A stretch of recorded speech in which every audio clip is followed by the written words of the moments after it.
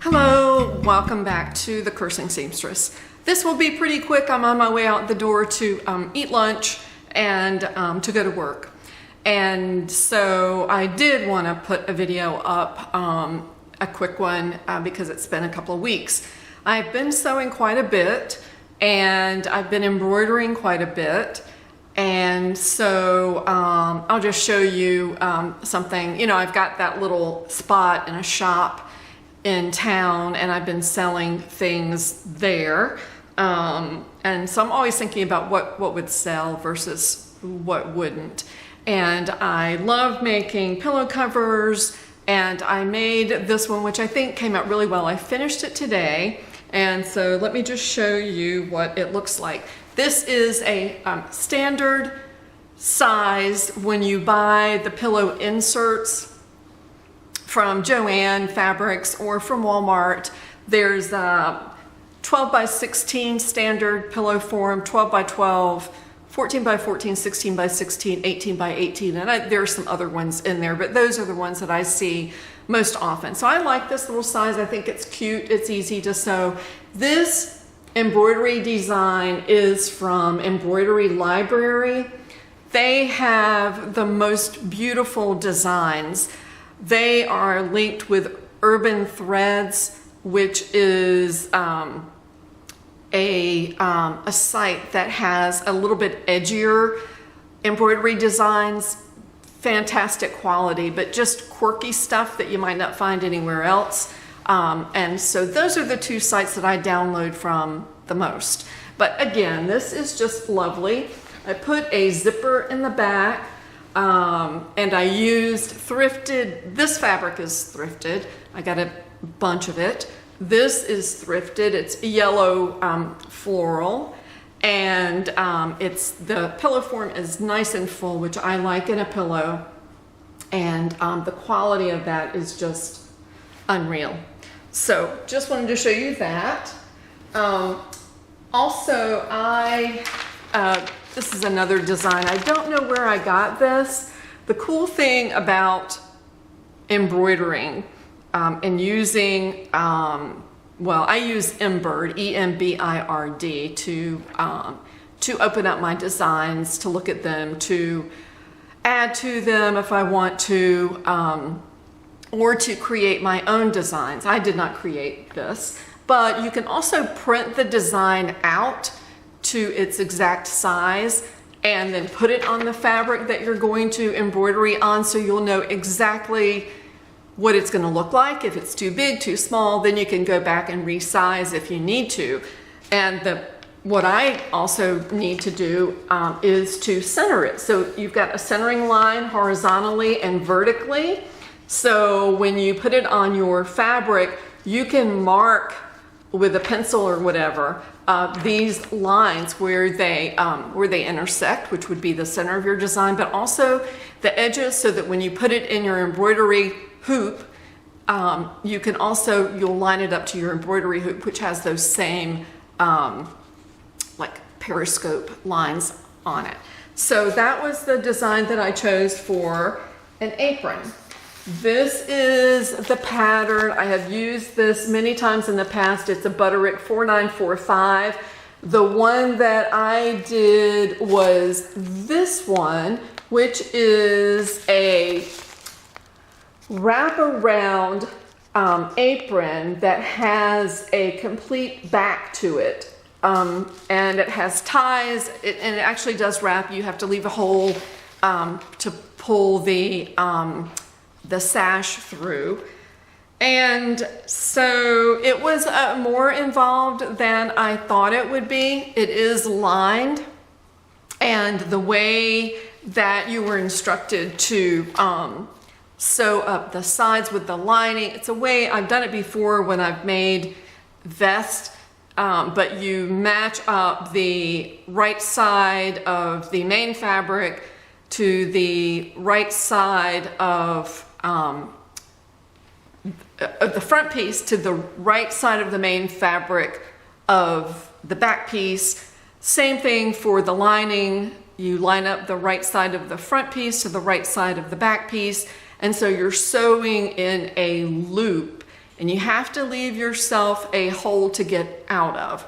And the hole you need to leave needs to be on the lining side so that you can slip stitch it and close it up and it won't show on the front side. But anyway, that is a little bit of a twist to the brain. Overall, I don't like that pattern. There were issues with some of the other aprons that I made, and I actually, when I did a video in the past, I got feedback from others who said that they found the same problem with it. So the only problem I didn't have, I guess, was the waist apron. That was really simple. It has a flounce around the bottom.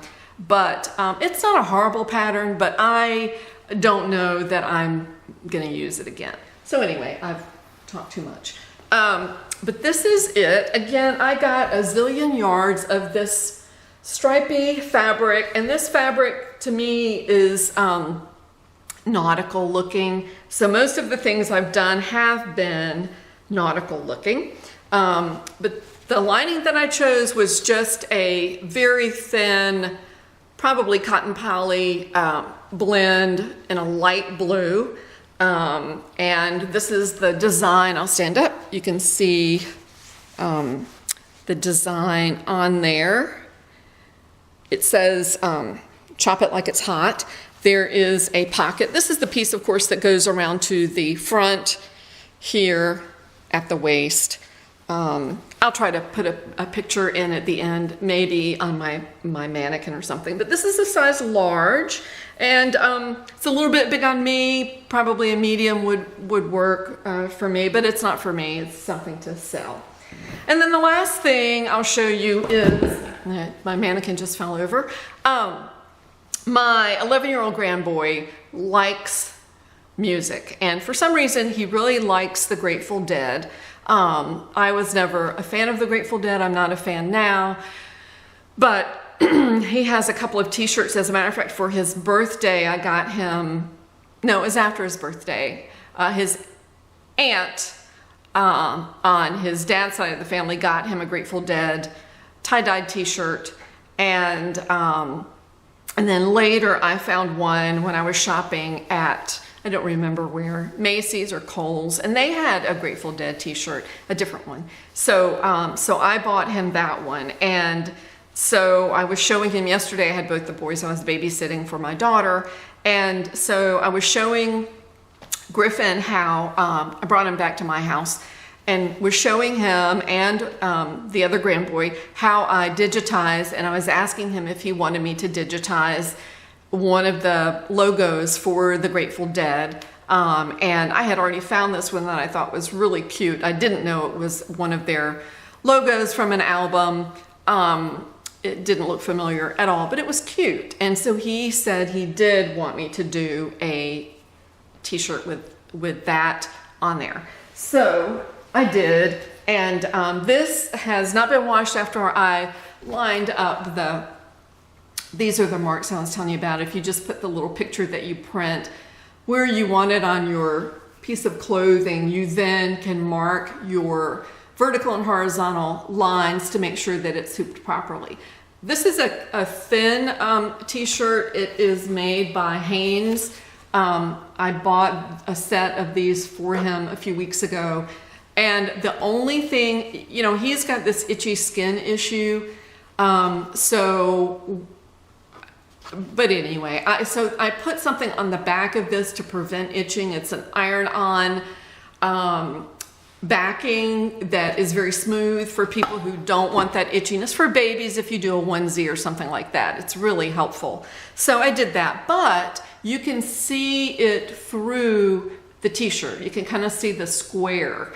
And you do need to, when you're embroidering on knits, you have to use something called a cutaway rather than a tearaway stabilizer. And so that's because knit stretches, and if you use a tearaway, you're tearing all of the stabilizer off the back of the design, and you open up the design to being stretched by the fact that it's on a knit fabric. So you have to use a cutaway stabilizer, and when you cut it away, you have to cut it, you can't cut into the intricate parts of the design because you defeat the purpose of it not stretching out. So to make a long story longer, so I have to cut in sort of a square or circle. I can't cut up into his arms and things like that. So you're gonna see that because this is a